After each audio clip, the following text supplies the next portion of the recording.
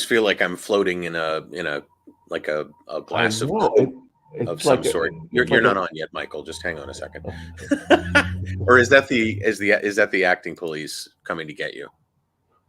That's yeah. Okay. All right. Great.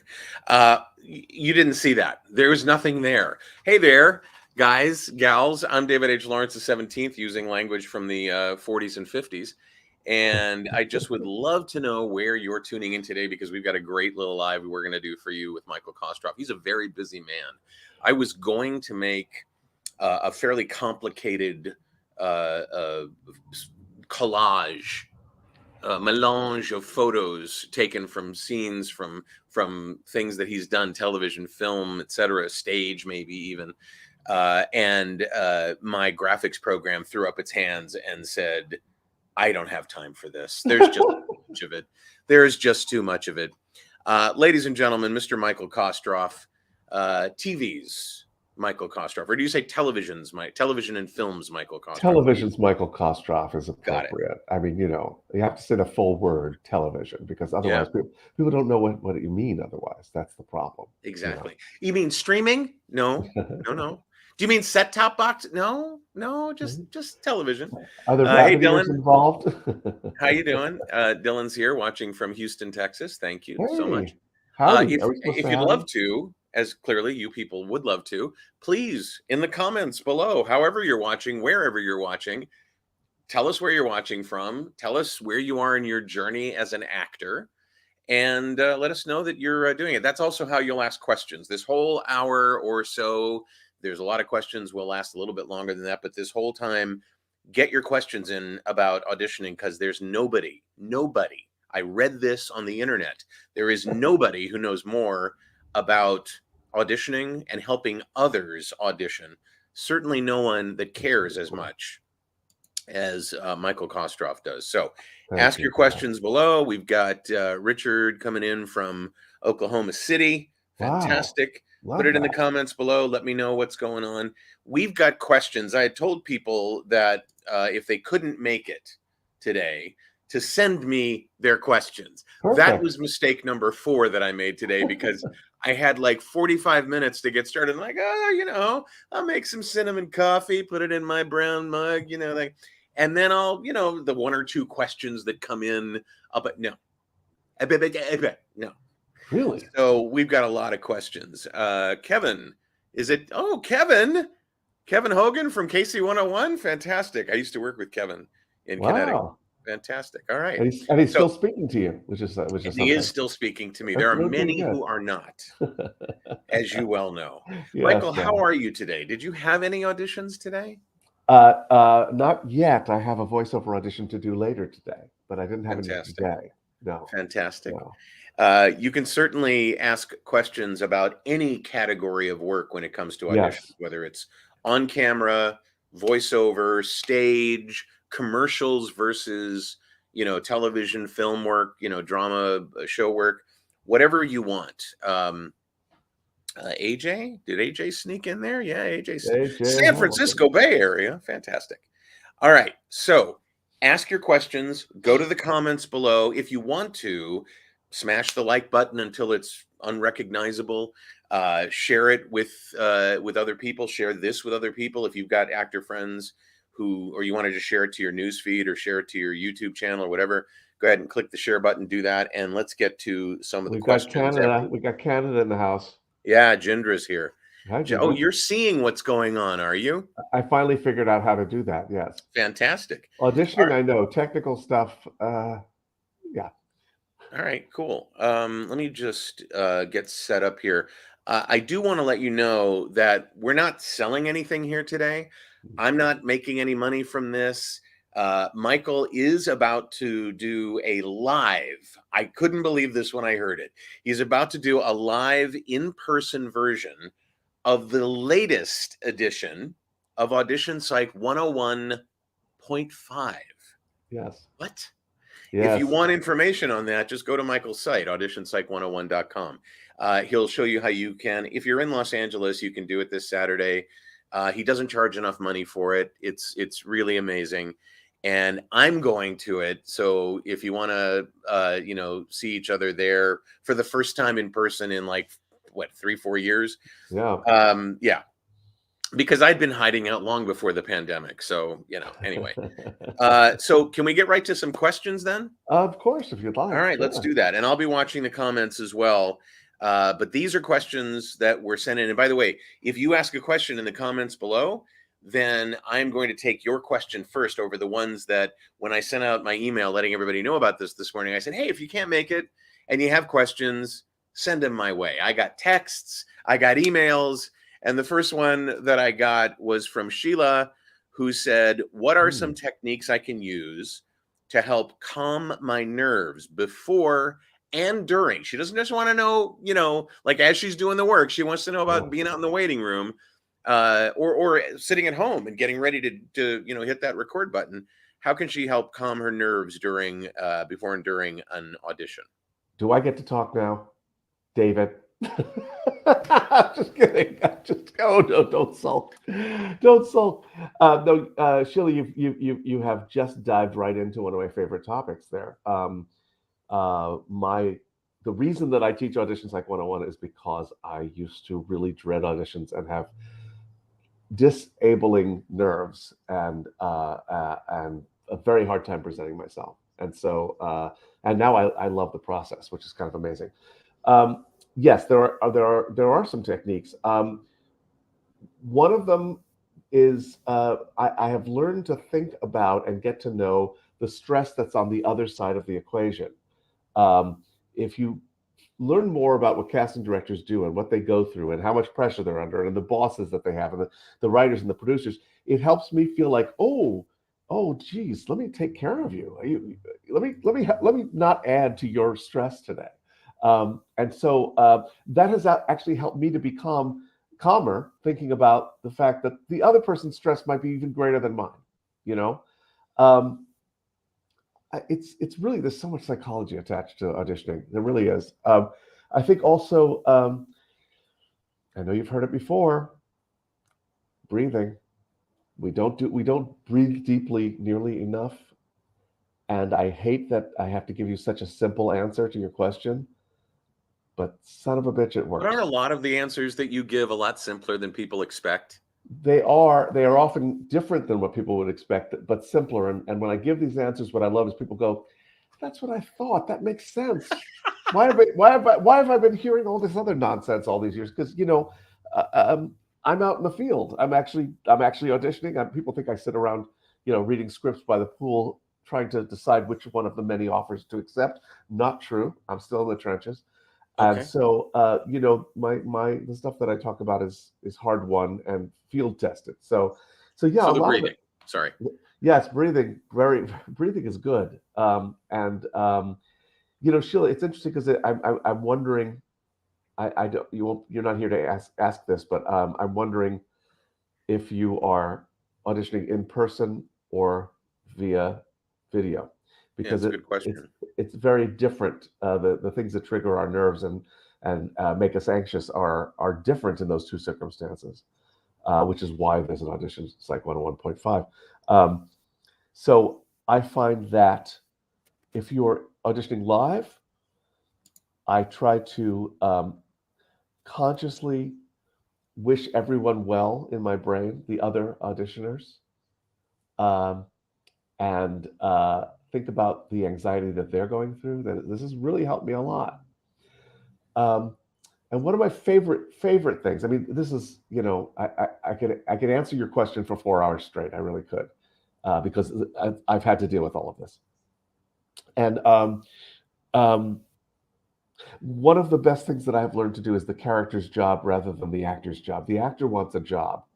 The character wants to make sure that this woman knows he loves her, or find out if the suspect is lying. If the more I can really take a deep dive into what the character wants. The character is not auditioning, and just do that. Don't try to get an acting job. Try to get the spy to tell you the secret formula. It's one of the most freeing things that you'll ever do. Anyway, I'm going to end there, even though, as I said, I could answer that question for 4 hours straight. That's great. And I love one of the things I love about you is that I learn new things from you on a constant basis. That's nice. And one of the game changers for me this year was just pay attention to what the character wants to get done, what their job is, what their struggle is, what their, because you can't help but have that overlay of, okay, I've got to do this well. Yeah, Yes. exactly. Yeah. So we've got some questions coming in from the people that are actually watching. So Gloria, who's on YouTube, says, I've read your great book. I wonder which one of those books that might be. How much of your course is new and different than the book? Yeah. So one of the things that we don't talk about enough in the book is the anxieties around self-taping, the things that we tell ourselves that are not true, that make the experience so much more unpleasant than it needs to be, and more arduous than it needs to be. And this is what I'm starting to explore in my course, and that I want to share is there's psychology involved in all of this. A lot of us just go, oh well, self-taping sucks. We just decide that's how it is, like it's an objective fact, and we're not aware of the many ways that we're making it suck for ourselves. Instead of, at the end of the day, acting should be enjoyable. It's what we love. It's all the stuff that we put on top of it that ruins it. So yeah, there's new stuff, and also since writing that book, I continue to reflect on this stuff and have new revelations about how to go about it. So yeah, there's some new stuff. Great. Jindra says, I love thinking about the character's needs. That is gold. Jindra, I'm so glad you appreciate that, because it sounds so simple and it goes right out the window when we're auditioning. It sounds so simple and it makes it so much more fun. So yeah. Fantastic. All right, let's see. If you got questions, by the way, down below, comments, wherever you are watching on LinkedIn or YouTube or Facebook, we love it. Sheila, hold on. AJ. Reese says, how can I make a lasting impression on the casting directors or producers during an audition? And I would tag onto that. Is that a goal we should have? Yes, Reese, that's a great question. You're adding work that you don't need to do. We don't know what will create a lasting impression, right? We don't know what they're going to like, not like. And we are putting so much anxiety into making them like us or hire us, two things that we cannot control. And replicating human behavior, which is what actors do for a living, is enough work. That's enough to do. So I think when we go about it in this way, we think, how do I make a lasting impression? How do I stand out? We start to take on the wrong task, because who knows? I had one job where the director said, I hired you because of that thing you did with your hands. No idea what I did with my hands. I was busy acting, So we're adding jobs. We're adding jobs on top of the job. Auditioning is hard enough. Acting's hard enough. So it's really a goal that I would love for you to relieve yourself of that goal, Reese. So you got a permission slip there from Michael Kostroff. Yeah. And obviously this is a very important thing to a lot of people, because it feels like so competitive. There's one other question. Let me see if I can find it in a list of things that the list of ones that were sent in. Well, I spotted see if AJ's. I can. Yeah, because AJ was asking kind of the same question. Oh, here we go. Okay, this is Lily, who says, I've heard that casting offices are now getting 300 to 500 auditions, and I'm sure she's thinking self-taped auditions for every role. Yes. Yeah. How can I make sure that my self-tape stands out? Is this a lot more than used to be the case? Because when I interned at UDK, some roles were getting more than that if they were really casting a huge wide net worldwide for some of the series regulars, some of the recurring, season top show guests and stuff. So go ahead. Yeah, it's changed. It's changed because they're now getting that many submissions for every role, and they're looking at a lot more of them. Because here, just on a procedural level, I want to talk about this for a minute. What the self-tape method allows casting directors to do is take a brief look and move on if it's not the right match. And so they're able to see a lot more. and they are they're able to receive more submissions. I have a friend who's a casting director. He says, you know, I have OCD. I have to watch all of them. So it's a lot of work for them. Actors get upset when they hear that they don't watch the whole tape. They don't need to. If I've gone into a restaurant, I've decided it's going to be a salad today, I don't need to read the sandwiches. I don't, you know, what if I don't like sandwiches? I don't have to look at them. But what if I know I'm looking for a particular thing? So, so yes, they are. I want to get back to the thing about standing out. Here's what I think happens. There are casting directors who have decided to teach actors. And so they're teaching from their perspective. So they've seen something that stood out to them and they liked it. And that person ended up getting a job. But trying to stand out, I hope this makes sense to you all. Trying to stand out is not how they got there, how the actor gets there from the actor's work. A way to stand out is to be as honest, as truthful, as out of your own way, as in the scene as you possibly can, and then let the decision be up to them. I got on the set of an episode of Vinyl that I was filming, and the director says, "Wow, we changed the whole concept of this character based on your audition." And I smiled and went, "Oh, that's great." But I'm thinking, I only did the way that made sense to me, the way that was truthful for me, the way that made sense. I was not trying to be different. It ended up being different. So casting directors then turn around and say, "Do something different." How do I know what other people are doing? And again, trying to stand out, it typically leads to very strange choices. Like, you know, I know this takes place in Boston, but what if I give it a Lithuanian accent? That'll stand out. What if I do it in the nude? That would stand out. You know, what if I decide to just, you know, paint a scar on my face for no reason? I mean, you know, what makes it stand out? I think do what's on the page. Do it as truthfully as you can. To me, the actor who stands out is the one that doesn't look like he's acting and doesn't look like he's asking for a job. You know, he's trying to find the secret formula that will, you know, set the ghosts free. You know, whatever the hell he's doing. Right. That's really it. Okay. Yeah. If you want more of this, there's so much more at AuditionPsych101. Oh, you mean them? I see. Yeah. What's that? If I want more, I do. If you want more of this, yes, Michael, go to your own site. Okay.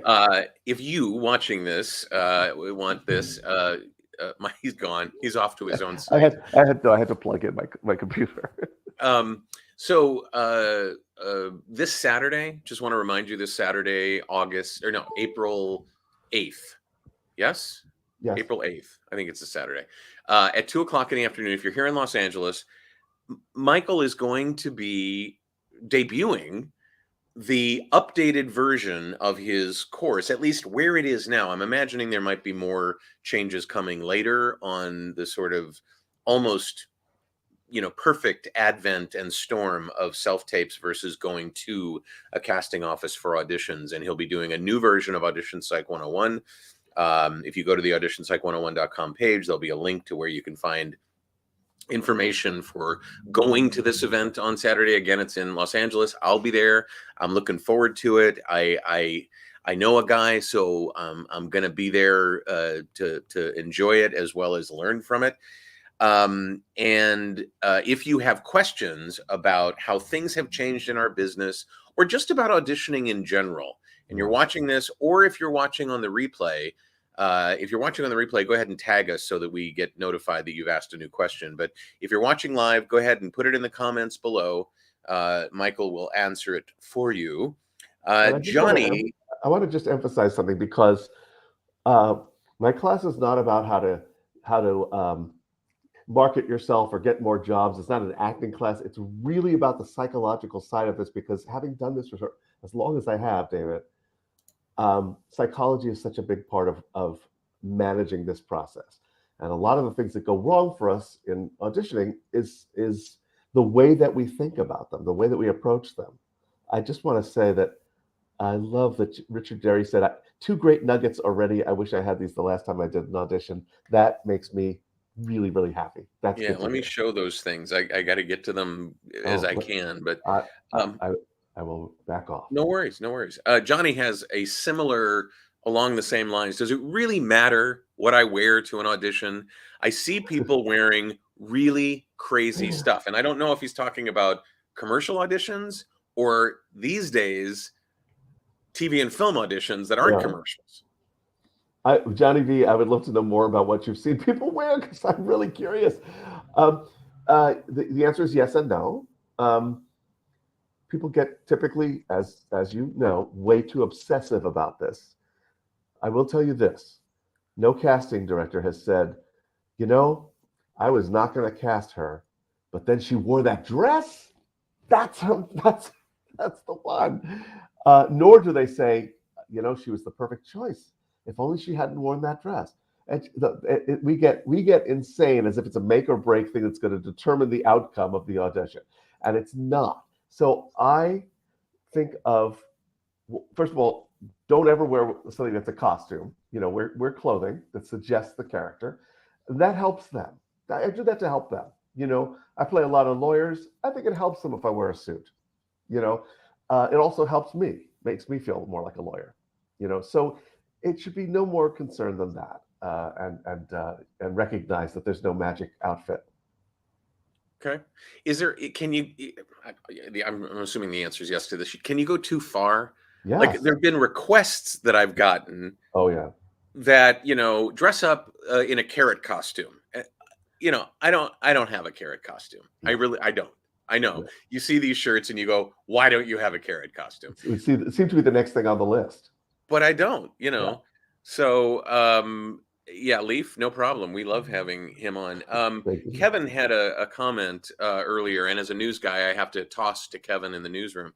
For decades, I had to calm nervous people anxious about talking in front of a camera. I would tell them it's just you talking to me like you would a family member. The camera is just a device to capture the moment, which will be edited. Yes. Oh my God, you've said a mouthful there. You know, Kevin, this is a great message for actors. Is with camera work, and I do both camera and stage. With camera work, I feel like we want to see you have an experience and let the camera just observe it. We want the camera to just observe you having an experience. As opposed to trying to sell us on it or demonstrate it or, you know, show your choices or go, look, I'm real mad. Honestly, the camera can see you think. That's how good it is. And also, as Kevin says, unlike in theater, you've got partners. So in the final product, editing, music, lighting, and the scene before and after that you're not even in are going to contribute to your performance. I remember a scene that I was doing on The Wire where my character was a lawyer and he was lying to the judge in court.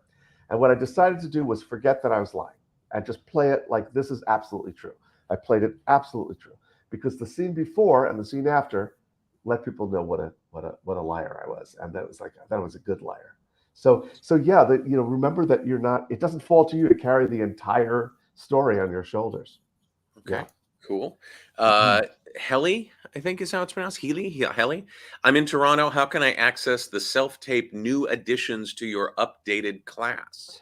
Okay, so I also offer this as an online course, and we have added a section to the online course that is about the self-tape.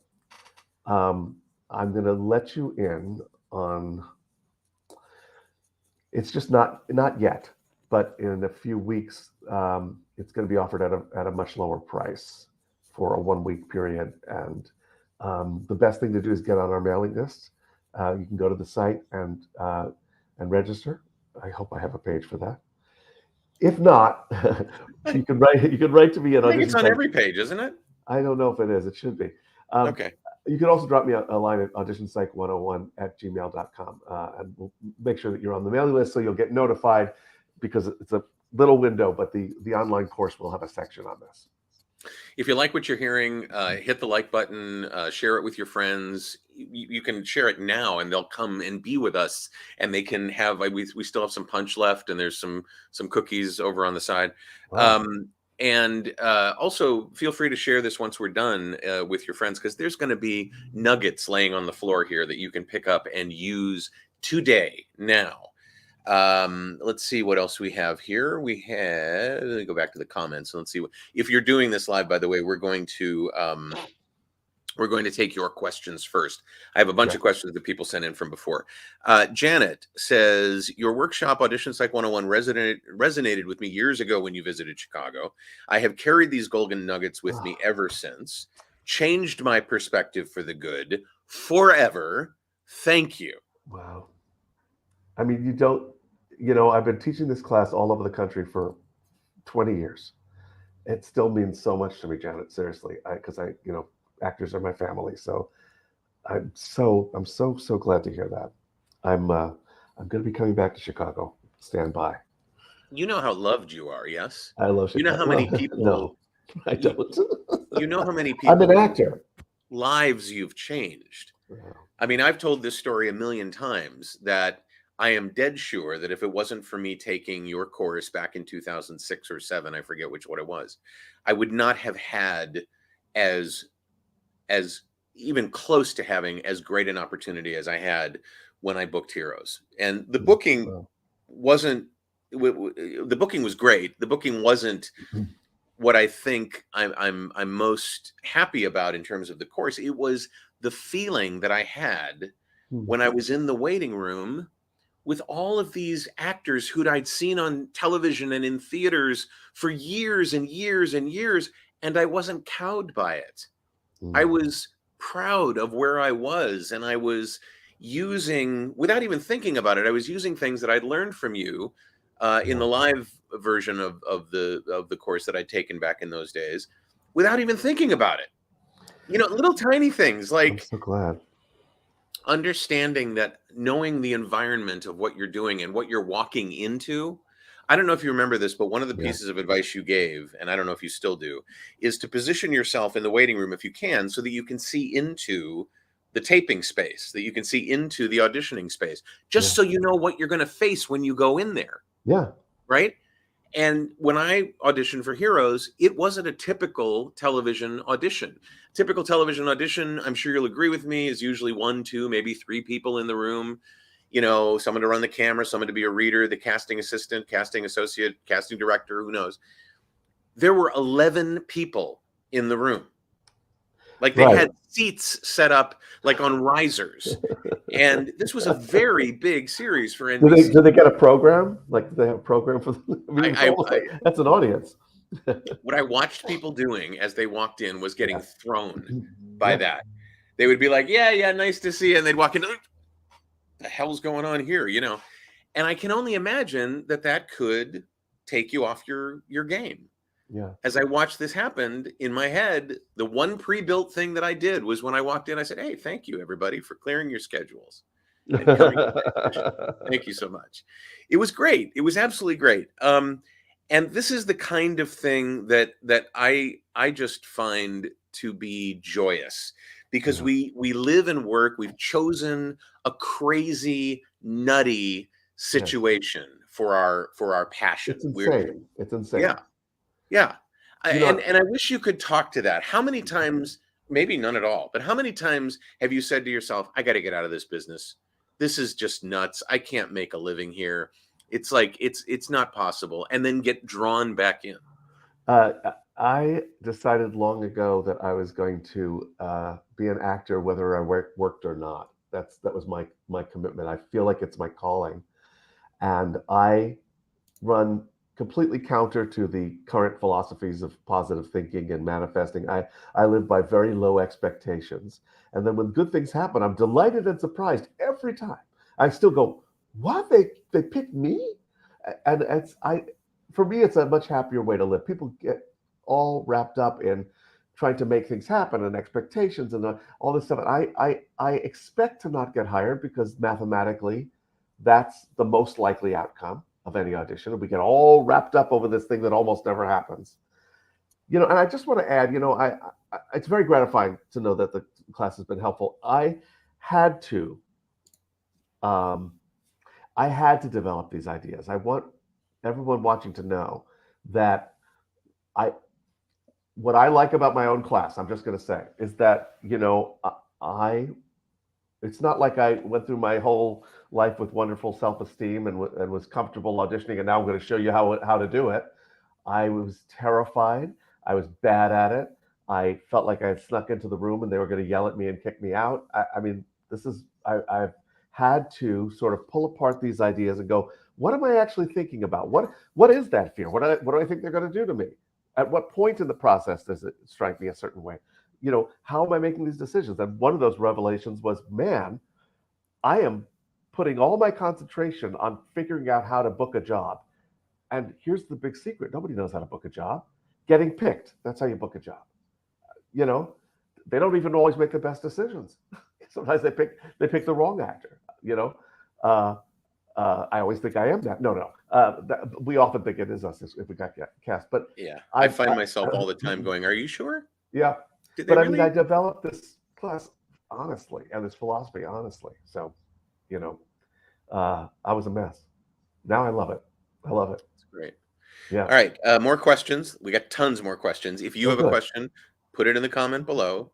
Any of the comment streams, whether it's LinkedIn, YouTube, Facebook, we'd love to hear from you. You get joy. Frida McSee says, "What do you do if you make a mistake during an audition or forget your lines?" This is like the kind of things that people wake up in a cold sweat from nightmares over. Yeah. It is something that we have inflated as a truly dire, panic-worthy circumstance that isn't. I have polled dozens of casting directors, dozens, if not hundreds, and I've said, "What's it like for you if an actor forgets their line?" And they look at me with complete confusion. They go, "We don't care. We don't care. They just forgot their line." Actors are like, "Well, that's it. My career is over." So I think there are a couple of things to do. One is, do not apologize. Do not fall out of the scene. If you can normalize this as something that could happen. First of all, I think the reason we forget our lines is because we're so afraid that we might forget our lines. So that's one thing. That one of the results of normalizing this is you're less likely to forget your lines. But if you can shrink it into the small size that it really is, and don't apologize, don't freak out, don't ask if you could start again. Just either tell them you're going to start again, or go, "Hang on, let's go back a line," and just do it. Now you're taking care of them. You're saying, "I got this, don't worry." I want you to look up Aaron Paul's audition for Breaking Bad. He completely forgets his lines. What he doesn't do is freak out or apologize and fall out of it. Stay in it. Stay in it. Yeah. Same thing with Hugh Laurie when he was auditioning for House. One of the early auditions, he actually went up on a line and he's like, "Okay, hang on, back up a second," and then went on with it. It was just like, it was the natural course of things. They don't expect you, nor do they want you to have, you know, a finished, rigid frame that you can't get out of, right? Yeah. Yeah. I've gotten so comfortable for I was one of the times I was testing for a pilot, so it's NBC executives and it's a big celebrity, and I'm reading with her, and you know, something went off, and in the middle of it, I'll tell you, it was Courtney Cox, and I said, "Courtney, give me that line again." Everybody was fine. Everybody was fine. I said, give me that line one more time." Okay, and we did it. You know, everybody was very excited to just kind of work on the best version of the thing. It was fine. So you spoke with Courtney Cox, did you? I did. Yeah. Interesting. Okay, more questions. You got questions? Put them in the comments. Jared says, "My agent refuses to call casting offices to see how I did after an audition. How am I supposed to receive feedback after an audition if she won't ask?" Jared, this is such a good question. I'm so glad you asked it. And you might not like my answer, but you know, I always shoot straight.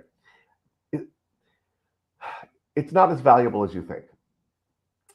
Casting is busy casting, and I think actors want to draft them into being mentors. Tell me what I did wrong. Tell me what I could do better. It's not really their job to teach you. That's what teachers and coaches are for. And also, most of the time, they're going to say, "Oh, Jared was great. We just went a different way." And the reason that you're going to get that answer is that it's the easiest one for them to process through and move on. If they get into nuances and then, you know, you come back and you say, well, I didn't understand that. Explain it. Now they're in a deep conversation they don't want to be in. If you could understand what a casting director's day is like, I have a friend who casts a sitcom, and he says, you know, Every couple of weeks, they come back and they tell me we're switching the order of the episodes. I have to stop what I'm doing and cast an episode I haven't even read yet because somebody tested positive for COVID. It's a lot of pressure. And so I think it's an inconvenience. I also think it identifies you as an amateur. So somebody like me, I've been working in the business for a long time, never asked for feedback. Feedback is I got it, didn't get it. That's it. I don't ask for feedback. And that's part of how I signal the fact that I'm a pro. Because I'm also letting them know that my assumption is I was fine, did great. They went a different way. When you go, what did I do wrong? Help me. It casts you in a not literally casts you, but it puts you in a light that is not flattering. So as much as we all want answers, it's actually not. I think your agent is doing the right thing and protecting you from coming across as an amateur. And I know that might not be your favorite answer, but that's the true answer. Yeah. Yeah, we're getting lots of questions about how lovely this all is and how this is very important to people. There's all kinds of people who've been through your classes already, people who have yet to, maybe they read the book, whatever. If you've got a question, we'd love to answer it for you, or Michael would love to answer it for you. I got him beforehand and said, would you like to answer some questions? And he answered in the affirmative. I did. So that's really cool. I like helping. Steph, I really do. Steph says, how can I effectively use props to nail my self-tape audition without going overboard or distracting from my performance? Great. Steph, I want to take out one piece of your question first, which is nail the audition, which is a myth.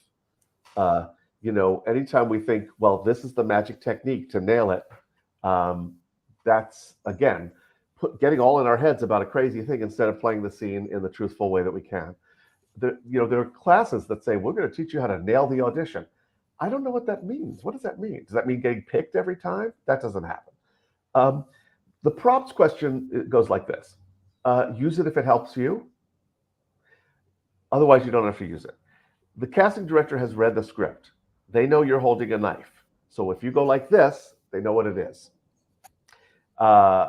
I will often make my activity off screen, like a gun is going to be this, because what's more important is what it does to me and how I feel about the action, right?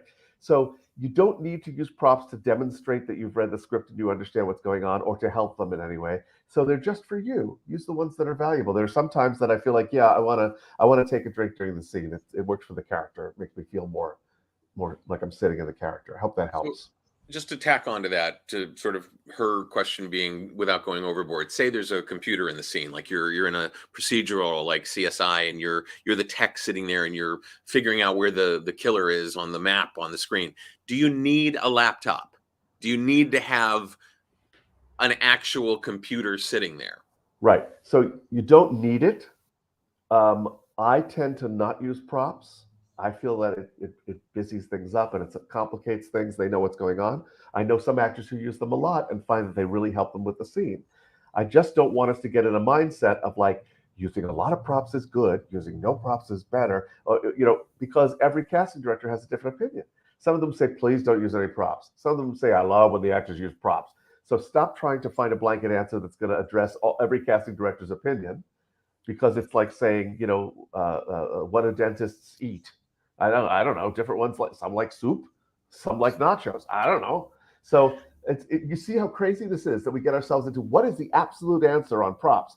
There's no absolute answer. So you do you. And this is an important part of my message is I really want us to invest in our own authority as actors. Meaning if this way of preparing or this number of props works for you, then say, damn it, that's how I work. That's how I work. Like we were just saying earlier, I'm not going to dress up as a carrot. If that's the instruction, you're going to get an orange shirt and that's it. And then that's how I work. So invest in yourself and get away from the idea that there are absolute rights and wrongs. There are very few things in our profession that are always true or false. It just doesn't line up that way. Okay. So just one little tack onto that, miming action. Can you talk about that? Like you're running in the scene or you're arriving in the scene. Right. Go ahead. Again, what I think is best, and again, I'm one actor, this is how I work. What I think is best is whatever the impact is on you physically.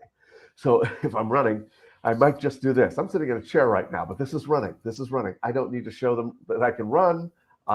You know, I don't need to show them that I'm driving a car. You know, if I'm on the phone, you know, what I usually do is I look around, because that's what I do when I'm on the phone. So I don't think we have to be mimes. You know, that's not what we're auditioning for. As I said, if you're shooting a gun, what's more important is how you feel about shooting the gun and what that does. You know, what the impact is on your body. Also, if there's a long fight scene, you don't have to do. He throws her against the car. She rallies back. She pulls out a switchblade. He knocks it out of her hand. They cry and be like, you know, just sort of get the general gist of the fact that you're fighting. Yeah. So again, if you're watching this live, we're taking questions. This is Michael Kostroff of Audition Psych 101. This Saturday, Michael is going to be in Hollywood, not wandering around the streets as is his wont from time to time, but actually holding a brand new version, an updated version, an upgraded version of Audition Psych 101 called Audition Psych 101 .5. Yeah. It's not even 2.0. It's 5. No.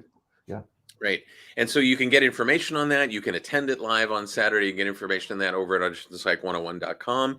If you have questions, please put them. Let me just check to see. I've got a badge here. I've got a lot of them. Sight lines. Yeah. I don't know exactly what you want to know about sight lines, or if you just wanted to say sight line, which is I know what you okay, great. So Janet, you want to place your scene partner. Okay, right now I'm looking right in the camera. That's creepy, unless you're getting interviewed like right now, or you're playing a newscaster.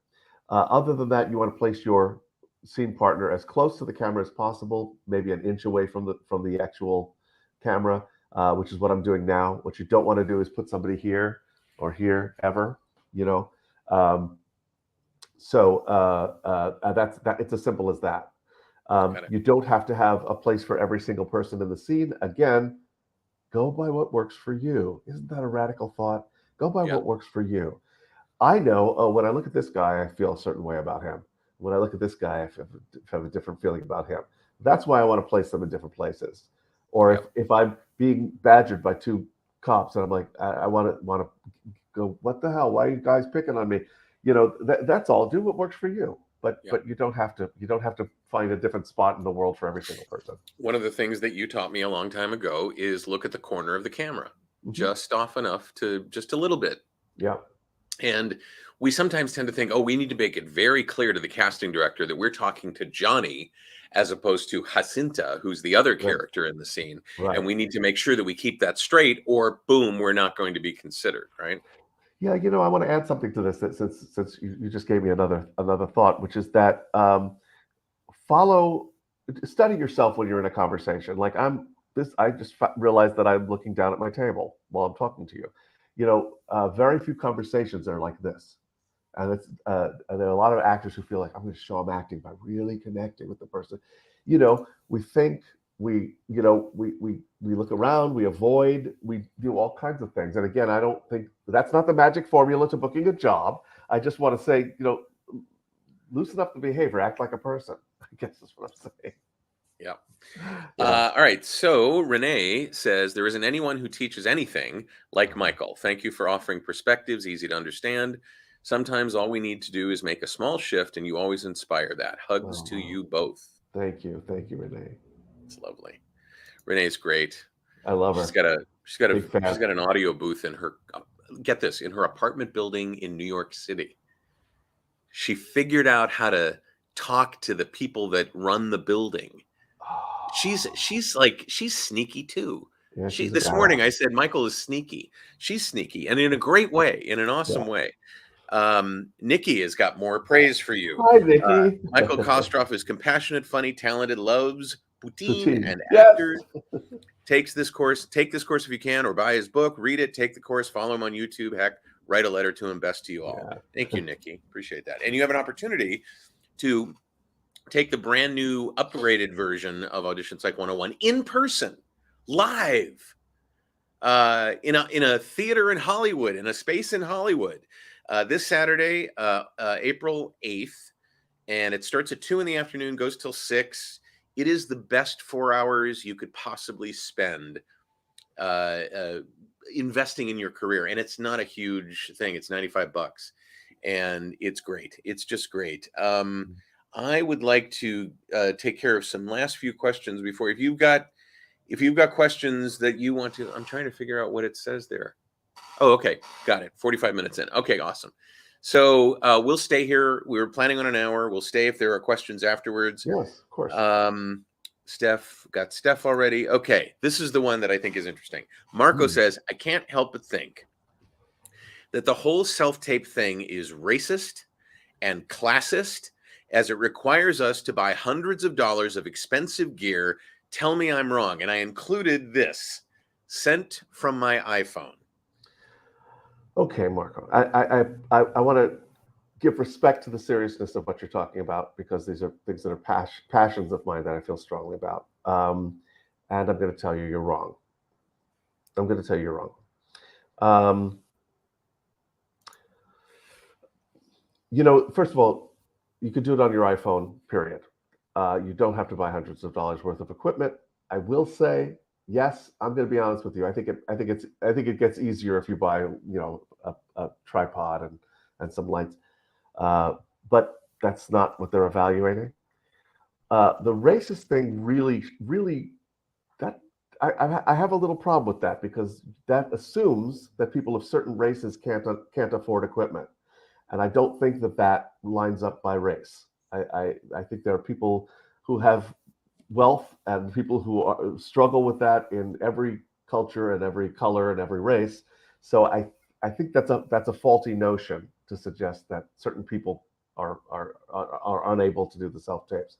But the bottom line, and this is, I promise you it's true. If they can see you and hear you, you got yourself a self tape. That's it. If they can see you and hear you, that's really it. And I happen to be friends with a lot of casting directors. They not the ones who hire me. I have other friends who are casting directors who were just friends. And what I'm telling you has been confirmed by them. I want to promise you that. They say, we just need to see you and hear you. Their big complaints are when there's, you know, a lot of traffic noise, or you're filming on an open highway, or you're filming, with a window behind you, so you're just a shadow. So yes, it's some basic things to learn, but I gotta disagree with you on that one. Yeah. You know, and the camera that's in your iPhone is better than most cameras that you'll buy for hundreds of dollars. That lens in anything beyond, the iPhone 8, which is like 5-6 years ago, and know that what Michael's telling you is so true. That same audition tape that I talked about with Hugh Laurie going up on his lines in his first couple of auditions with for House. I want to recreate for you what it looked like on his audition tape. He was like this. Really? Like, nobody frames yourself like that. Nobody does that. But he did, because that's what he had at the time. That's what he had. By the way, I learned an interesting technical thing that took me a while to learn. So I bought these big lights, and I thought, well, the more light, the better. And I was like, why do I look so wrinkly and shadowy? When I started using less light, the iPhone adjusts, and I look much better. I look much better. It actually does better with less light rather than the blasting strong lights that I have. I'm like, don't need them. And Michael also, in the online course that he talked about, the online version of AuditionPsych101, he's got a downloadable, a group of downloadable things for each lesson. There's things from casting directors. I have a PDF in there on how to set up your self-tape area. And one of the things that we talk about is how to adjust the lighting so you look best on camera by tapping on the screen and moving the lighting, how it accepts light up and down and locking it. As I look at Marco's thing, I could take the words racist and classist out and change Marco to, I don't know, what's an old person's name? Roger. I don't mean to pick on Rogers. And put in the word ageist, because I've heard a lot of older actors say, this is just not fair. I don't know how to use this gear. I just know how to hit my mark and say my lines. I don't know how to do all this. And it's a conspiracy. They're just trying to get rid of us old people. What do you say to that? Can I give you some really tough love? Some really tough love. First of all, that becomes a smokescreen that keeps you from getting on with it. You know, this is the tough love, friends. And like I said, I have to shoot straight because you're my family, and I just can't bullshit you. This is what we're doing, and you have to get over it. This is what we're doing. The choice is to embrace it, be bitter about it, or go into another business. I'm not saying that's ideal. I'm not saying it's fair. But when was show business ever ideal or fair or equitable? It's just not like that. It is what it is, what it is, what it is. It's just like saying, well, I'm unemployed all the time. I've been betrayed because I'm unemployed. Well, but that is what show business is. That's how it is. When I always say no one is outraged. When people say, "Oh, can you believe I didn't get seen for that?" I'm like, "Yes, I can." Welcome to show business. That's how it is. So I know I'm being very direct with you right now, friends, but this is what we are doing. Some of us prefer it, some of us don't. But what's interesting about that is our opinions have no effect on whether or not they use this technique.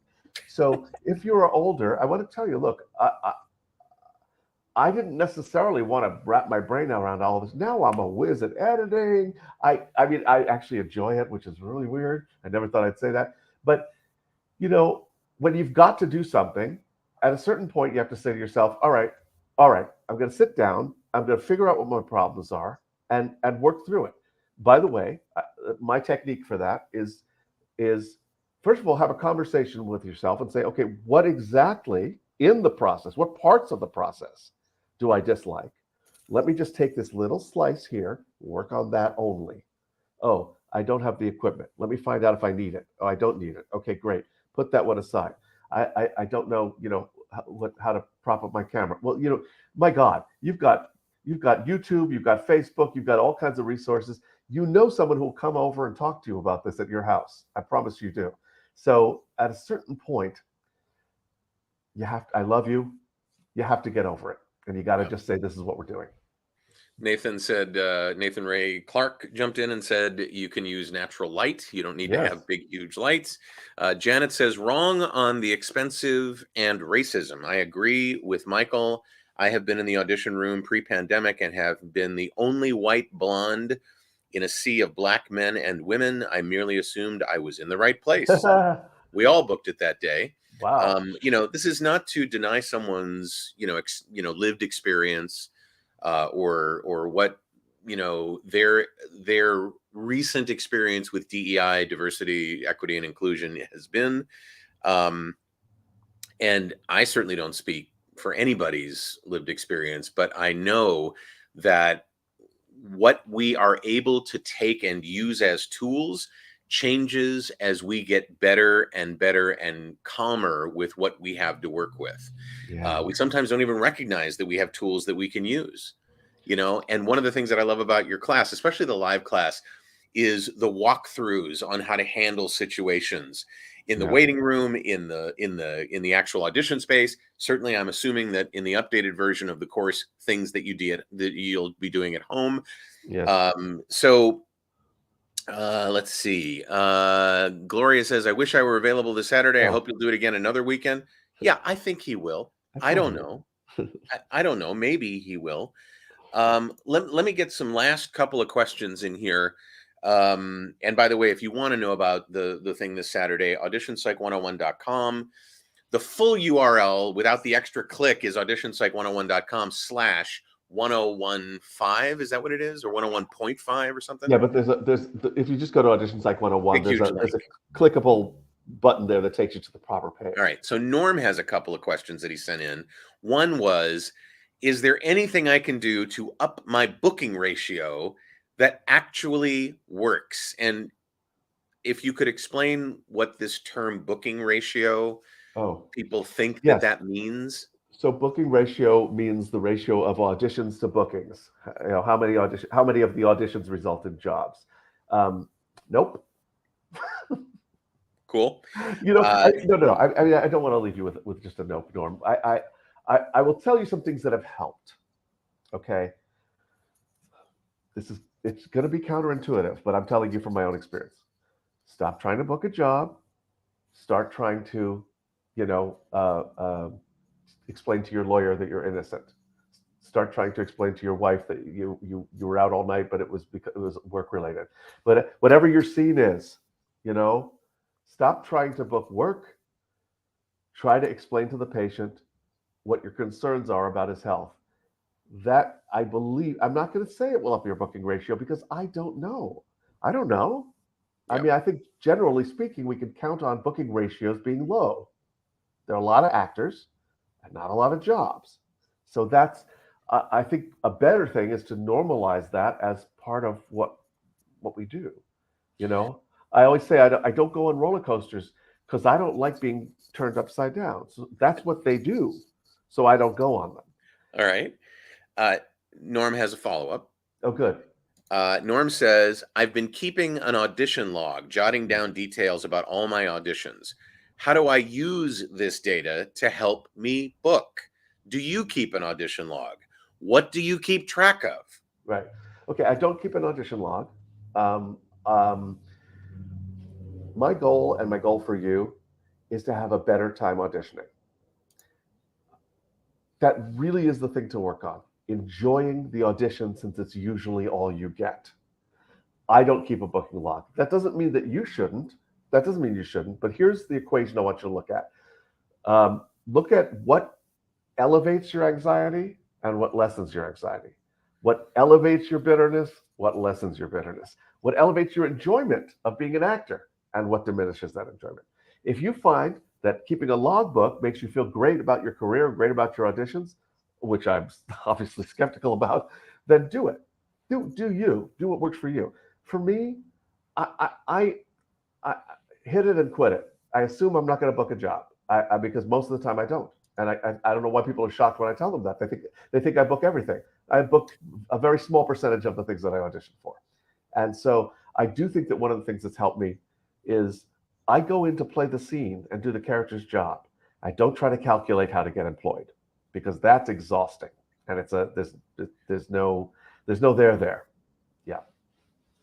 Is there also a danger that we may assign meaning to things that really don't have meaning? Like I only book when I wear that green tie. Right. I directed a play years ago that the actor that I cast in one of the roles to this day says, "Yep, I wore that beret." I'm like, I didn't cast you for the beret. It had nothing to do with my decision. I was looking for the right actor for that role for days. And he walked in. I was like, that's the guy. I got him right away. So it's really, we attach meaning to things. And we attach meaning to not booking work. And we go, what did I do wrong? What should I have worn? What should I have said to them? Where did it go wrong? It didn't go wrong. You just didn't get picked. Yeah. How about if we start assuming my work was probably perfectly respectable and it just wasn't what they wanted today? Doesn't that sound like an easier way to navigate your way through this life? It is for me. It's made it a lot easier. I assume that I'm one of the good choices that doesn't get picked. Yeah. It's I sit sometimes across the table. I tend to take actors out to lunch, to dinner. They're every week. I try to do that with at least one actor who is in need of sustenance, in need of support. And I will often tear up a little bit because I just see the pressure that actors put themselves under because they don't have enough money. They don't have support from their family or their friends, or maybe all they have is actor friends who are like, so you booking anything lately? Like the questions that we ask each other, the ways we share our journey with each other, it tends to veer towards, sharing our struggle rather than sharing our joy, because we don't see joy in just the notion of auditioning, the notion of being in a business that's as cool as this business is. how do you talk with actors? I know how you talk with me when we go out to dinner. It's Yeah. awesome. We don't usually talk about how hard this whole business is. And it is for both of us, right? But we don't talk about it that way. Tell me, what kind of conversations do you love having with actors as opposed to, up for anything? Up for? No, oh no. I've really tried to not talk about that deliberately, because actors talk about, I need an agent, I got an agent, I lost my agent, I don't like my agent, I had an audition, didn't have an audition, and it really it's oh my God, we're boring ourselves to tears, and so I tend to not talk about those things. But in terms of encouragement, I always remind us that we chose this, we chose it, and we chose it with full knowledge of what it would be like. So we can't be surprised by that over and over again. This takes me to some very corny, cornball, very cliche philosophies that are nevertheless crucial. And that has to do with enjoying the journey, relishing the journey as you go, relishing what you have, where you are, because otherwise you can easily miss what's good about where you are right now. I have things that I have not achieved in my career. Believe me, I'm very well aware of those. But I don't want to negate what I have. So if right now what you've got is student films, see how much you can enjoy and relish where you are right now. Because I'm telling you, it's flies by. And when you get there, you never get there. I heard Jason Alexander tell the most really, really moving story. He told the truth about winning a Tony, his life's dream, and how the next day he was still Jason Alexander. He still had the same problems and neuroses, still had to deal with bills and kids and all same stuff. And he thought that when he got the Tony, everything would change. So I've heard people say, "Man, Michael, if I had your career, I'd be completely satisfied." No, there'd be something else. Still haven't been on Broadway. Want to be on Broadway. So as cornball as this is, and please don't say, well, it's easy for you to say because you're on television. No, it would be very easy for me to say, yeah, but I haven't done this and I haven't done it. We're very good at negating what we've done. I heard myself, I was talking about being a series regular on The Wire, and I said, yeah, but I wasn't one of the big series regulars. Shut up. I told myself to shut the fuck up. You have to shut up because it's so easy to miss. It's so easy to miss what is there for you to enjoy, including auditioning. I know that sounds crazy, but I'm here to tell you that should be the goal. If I've had a couple of auditions recently. I had an audition for a production of Misery, based on the film with James Caan. Yeah. And I was like, I didn't get that part, but wow, was that fun. Boy, that was fun to work on.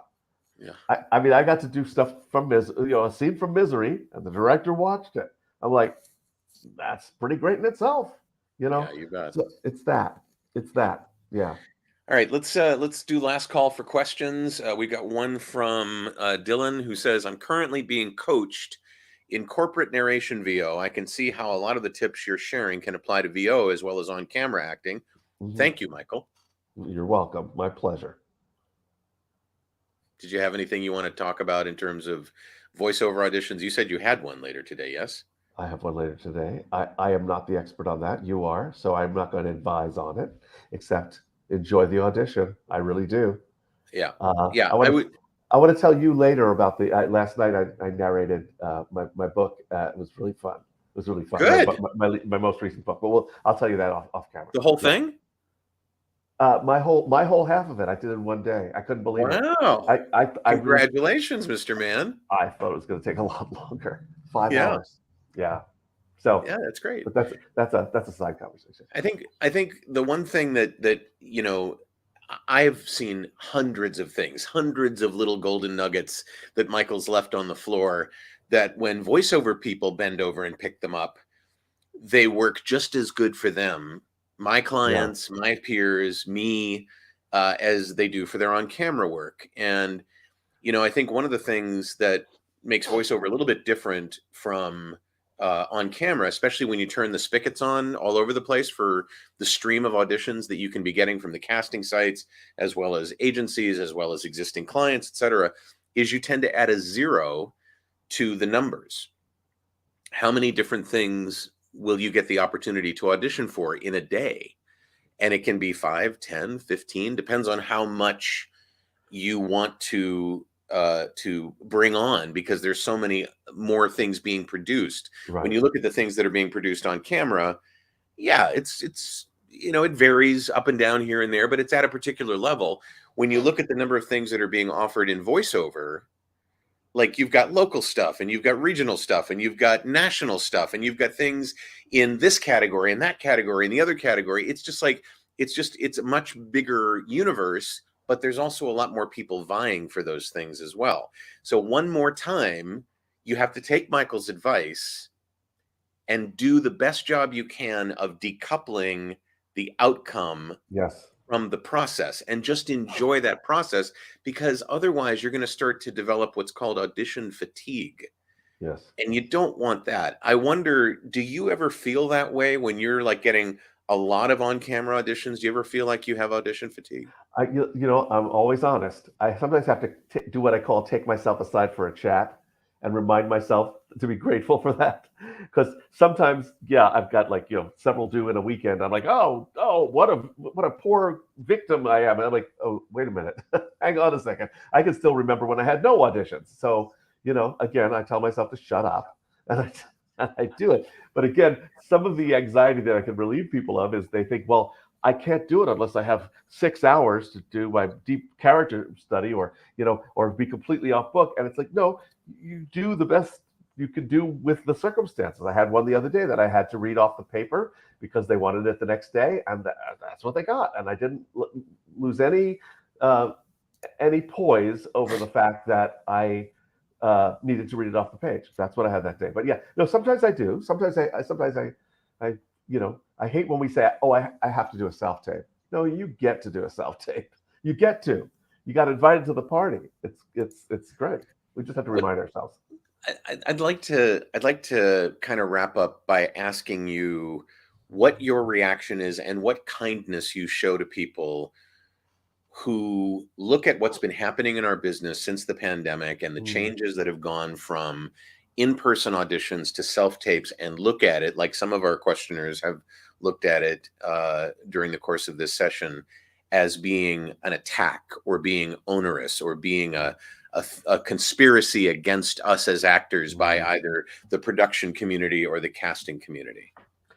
Again, I love you all. We're in the same tribe. I know you. I think like you, but we are very good at making ourselves victims and imagining that people are out to get us. And it doesn't pass the logic test. Logic has saved my ass. I'm a big logic fan. It's not a positive thinker. I'm a logical thinker.